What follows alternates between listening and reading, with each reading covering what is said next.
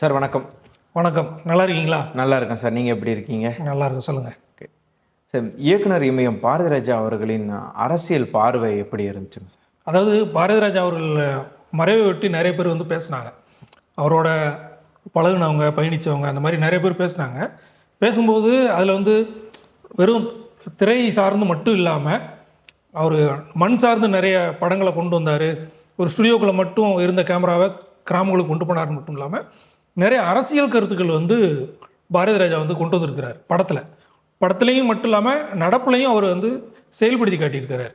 நான் பெரிய மேடை பேச்சு பேசுகிறவங்க கிடையாது, ஆனால் மக்களுக்காக என்னால் செயல்பட முடியும், செயலில் காட்ட முடியும்னு அவரே சொல்லியிருக்கிறார். மூட நம்பிக்கைக்கு எதிராக பக்தின்னா என்ன, மூட நம்பிக்கைன்னா என்ன அப்படிங்கிற வித்தியாசத்தை வந்து அவர் கொண்டு வந்தார். பகுத்தறிவு சார்ந்த நிறைய விஷயங்களை வந்து செயல்படுத்தினார். அதே மாதிரி பெண்ணடிமைத்தனம், ஆணாதிக்கம், இந்த விஷயங்களை வந்து பிரித்து பார்த்து எப்படி ஒரு குடும்பம் எப்படி இருக்கணும், கிராமத்தில் எப்படி இருப்பாங்க, அந்த மாதிரி ஜாதியை உடைக்கிறது, மதத்தை உடைக்கிறது, அதாவது சிலுவையை தூக்கி போடும்போது பூணூலை அறுக்கிறது, பேருக்கு பின்னால் ஜாதி போடக்கூடாது அப்படிங்கிறது, இந்த மாதிரி ஒரு செவுட்டில் அடித்த மாதிரின்னு சொல்லுவாங்கள்ல, அந்த மாதிரி படத்துலையும் வசனங்கள் இருக்கும், காட்சிகள் இருக்கும். இயல்புலையும் வந்து அந்த அரசியல் சார்ந்து நிறைய இருக்கும். சார், அவர் தமிழர் தேசியம் அப்படிங்கிறத அவர் பேசுகிறத நிறைய முன்னிறுத்துறத நம்ம வந்து பார்த்துருப்போம். அதில் வந்து ஸ்பெசிஃபிக்காக அவர் எந்த அளவுக்கு ஈடுபட்டிருந்தார் அப்படின்னு சொல்லி, அதாவது வந்து பாரதிராஜா அவர்கள் வந்து தன்னுடைய அரசியல் நிலைப்பாடு அப்படிங்கிறது பார்த்தோம்னா ஈழப் போராட்டங்களுக்கு வந்து ஆதரவு கொடுத்தாரு. ஈழத்துக்கே போயிட்டு வந்து அங்கே வந்து பிரபாகரனை சந்திச்சுட்டு வந்தார்.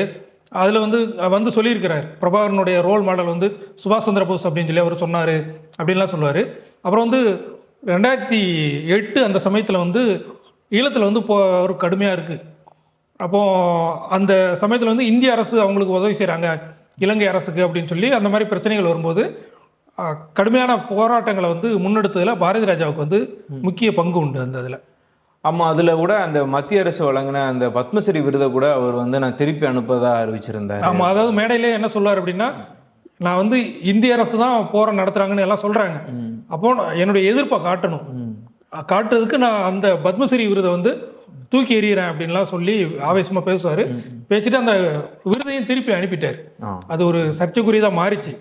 ஏன்னா ஒரு இந்திய அரசாங்கத்துக்கு எதிர்ப்பு தெரிவிக்கிற ஒரு இதாக மாறிச்சு. அது மட்டும் இல்லாமல் ஒட்டுமொத்த நடிகைகள், இயக்குநர்கள் எல்லாத்தையும், ஒட்டுமொத்த திரையுலகத்தையுமே என்ன செஞ்சார் அப்படின்னா வந்து ராமேஸ்வரத்துக்கு கூட்டிகிட்டு போய் ராமேஸ்வரம், அது என்னன்னா தனி ட்ரெயினை வந்து புக் பண்ணியிருந்தாங்க. ஒட்டுமொத்த நடிகைகளுக்காக ட்ரெயினை சென்னையிலேருந்து ராமேஸ்வரத்துக்கு வந்து ட்ரெயினே போனது. ட்ரெயினில் வந்து நடிகர்கள்லாம் மொத்தமாக போய் அங்கே மிகப்பெரிய ஊர்வலம் நடந்தது. அந்த ஊர்வலத்துக்கு முடிஞ்சு பொதுக்கூட்டம் நடந்தது.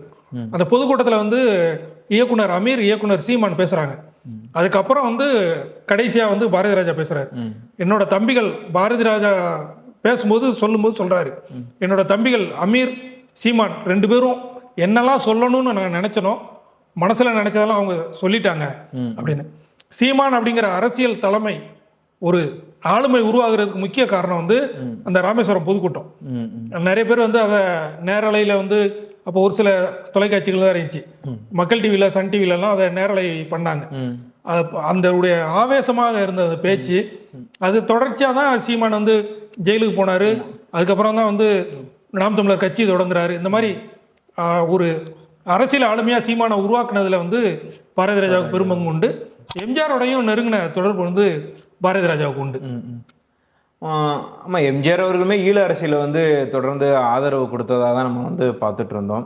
அந்த வகையில் எம்ஜிஆருக்கு வேறு எந்த வழியில் வந்து பாரதிராஜா ஒரு சப்போர்ட்டாக இருந்திருப்பார்?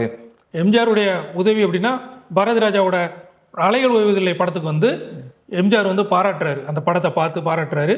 அப்புறம் பாரதிராஜா எடுக்கக்கூடிய படங்களில் வந்து நீ சமூக கருத்துக்களை அதிகமாக கொண்டு வர அப்படின்னு சொல்லி பாராட்டியிருக்காரு. அதாவது நான் பேச முடியாத விஷயங்கள்லாம் உன்னோட படத்தில் வந்து நீ கொண்டு வந்திருக்கிற அப்படின்னு சொல்லி. இவர் வந்து பாரதிராஜா வந்து எம்ஜிஆரை பார்த்து நிறையா பாராட்டியிருக்காரு. அதாவது இவங்களுடைய நட்பு எப்படி சொல்கிறது அப்படின்னா, வேதம் புதிது அப்படிங்கிற ஒரு படம், அந்த படத்தில் வந்து நிறைய மூட நம்பிக்கைகளுக்கு எதிராக மதத்தின் பேரால் மக்களை வந்து எப்படி ஏமாத்துறாங்க அப்படிங்கிற விஷயங்கள், சங்கராச்சாரியர்கள் பற்றியெல்லாம் சர்ச்சைக்குரிய காட்சிகள் இருந்துச்சு அப்படின்னு சொல்லி பெரிய எதிர்ப்பு வருது. அந்த படத்தை வந்து வெளியே வரக்கூடாது அப்படின்னு சொல்லி. அப்போ முதலமைச்சராக இருக்கக்கூடிய எம்ஜிஆர் வந்து தலையிட்டு ஜனாதிபதிக்கே நேரடியாக எம்ஜிஆர் வந்து பேசி அந்த படத்துக்கு சென்சார் கிடைக்கிறதுக்கான முயற்சிகளை செய்தார் அப்படின்லாம் சொல்லுவாங்க. அந்த ஆனால் படம் வேதம் புதியது ரிலீஸ் ஆகும்போது எம்ஜிஆர் வந்து இல்லை. அந்த வேதம் புதியது படத்தில் வந்து எம்ஜிஆருடைய இறுதி ஊர்வல காட்சிகளை வந்து அந்த படத்தில் காட்சிப்படுத்தி புரட்சித் தலைவர் எம்ஜிஆர் வந்து கடைசியாக பார்த்த படம் அப்படின்னு சொல்லி அந்த வேதம் புதியது படத்திலே வந்து பாரதி ராஜா வந்து ஒரு காட்சி வச்சிருப்பார். அந்த அளவுக்கு வந்து எம்ஜிஆரோடையும் நெருங்கிய நட்பு இருந்தவர். அதே மாதிரி எல்லா முதலமைச்சர்கள் கூடயும் நல்ல நட்பாக இருந்தவர். அதாவது ஒரு அரசியல் பார்வை எப்போதுமே இருக்கும். தமிழர்களுக்கான அரசியல், அந்த ஒரு நமக்கான ஒரு அரசியலை கட்டமைக்கணும் அப்படிங்கிற ஒரு நிலைப்பாடு வந்து அவருக்கு எப்போதுமே உண்டு.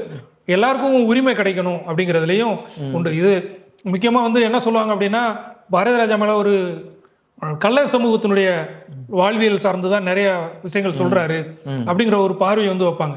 ஆனால் வந்து கச்சநத்தம் அப்படிங்கிற ஒரு கிராமம் திருச்சி பக்கம்னு நினைக்கிறேன், மதுரை பக்கம். ஆமாம், மதுரை பக்கம் சிவகங்கை மாவட்டம் கச்சநத்தம் அப்படிங்கிற கிராமத்தில் வந்து பட்டியல் சமூகத்தில் சேர்ந்த 3 பேர் வந்து கடுமையாக தாக்கி அந்த கிராமத்துக்குள்ளெல்லாம் புகுந்து ரொம்ப நடந்து 3 பேர் அதில் மரணம் அடைகிறாங்க. பெரிய போராட்டம் நடந்துகிட்டு இருக்கு. அந்த போராட்டத்துக்கு வந்து பாரதி ராஜா ஆதரவு தெரிவித்தார். மதுரையில் ஆதரவு தெரிவித்து அந்த இறந்தவங்க உடலுக்கெல்லாம் போய் மரியாதை செஞ்சு அந்த அதாவது பாதிக்கப்பட்டவங்க பக்கம் நான் இருப்பேன் அப்படிங்கிறத காட்டினார். அதுக்கு வந்து அவருடைய சொந்த சமூகத்திலேருந்தே நிறைய பேர், அதாவது தமிழர் அரசியல் என்னன்னு தெரியாதவங்க வந்து சொந்த சமூகத்திலேருந்தே அவருக்கு எதிர்ப்பு வந்தது. தமிழர் அரசியலை பற்றி புரியாதவங்க வந்து எதிர்ப்பு தெரிவித்தாங்க. அப்போ நம்ம ஒட்டுமொத்தமாக ஒரு ஒற்றுமையாக இருக்கணும் அப்படிங்கிறதுல அவர் படத்தில் மட்டும் இல்லை செயல்பாட்டிலையும் அவர் வந்து நிறைய காட்டியிருக்கிறார். சார், இன்னொரு விஷயம், இப்போ அந்த அரசியல் பார்வையை நம்ம பேசும்போது தமிழக சினிமா துறையிலையும் வந்து அவர் வந்து சொல்லியிருந்தார், அந்நிய மொழி ஆதிக்கத்தை வந்து நம்ம குறைக்கணும் அப்படிங்கிறதையும், குறிப்பாக ரஜினிகாந்த் அரசியல் வரியை வந்து இவர் எதிர்த்திருந்தார். ரஜினிகாந்த் என்னோட நெருங்கிய நண்பர் தான், இருந்தாலும் ஆள வேண்டாம் அப்படின்னு சொல்லியிருந்தார். அதை பற்றி அதாவது என்ன அப்படின்னா, ரஜினிகாந்த் வந்து கர்நாடகாவில் கன்னட படத்தில் நடித்து அங்கே வில்லனாக நடிச்சிருப்பார். அதே போல் வந்து 16 வயது நிலை படத்துலையும் வில்லனா பரட்டை அப்படிங்கிற கேரக்டர் அறிமுகப்படுத்தி சினிமாவில் வந்து நெருங்கிய நண்பர்கள். ஆனால் முதலமைச்சராக வரும்போது வந்து ரஜினிகாந்துக்கு வந்து அதுக்கான வாய்ப்பு இல்லை அப்படிங்கிற மாதிரி பாரதி ராஜா அவங்கெல்லாம் எதிர்ப்பு தெரிவித்தாங்க. விஜய் பற்றி பேசும்போது கூட விஜய் வந்து நான் படத்தில் பயன்படுத்த மிஸ் பண்ணிட்டேன் அப்படின்னு ஒரு இதில் வாழ்த்து சொல்லியிருந்தார். அரசியல் நிலைப்பாடு சொல்கிற அளவுக்கு அப்போ உடல்நல பாதிக்கப்பட்டுருச்சு. இப்போ விஜய் பற்றின ஒரு அரசியல் நிலைப்பாடு இல்லை. இன்னொன்று, சீமான் சார்ந்த ஒரு அந்த கொள்கைகளை வந்து அவர் ஆதரித்ததுனால ரஜினிகாந்துக்கு எதிர்ப்பு தெரிவிச்சிருக்கலாம். இயக்குனர் இமயம் பாரதிராஜா அவர்களை பற்றிய நிறைய ஒரு அரசியல் பார்வைகளையும் அவங்களோட ஒரு வாழ்வியல் நிகழ்வுகளையும் சொல்லியிருந்தீங்க, சிறப்பாக இருந்தது.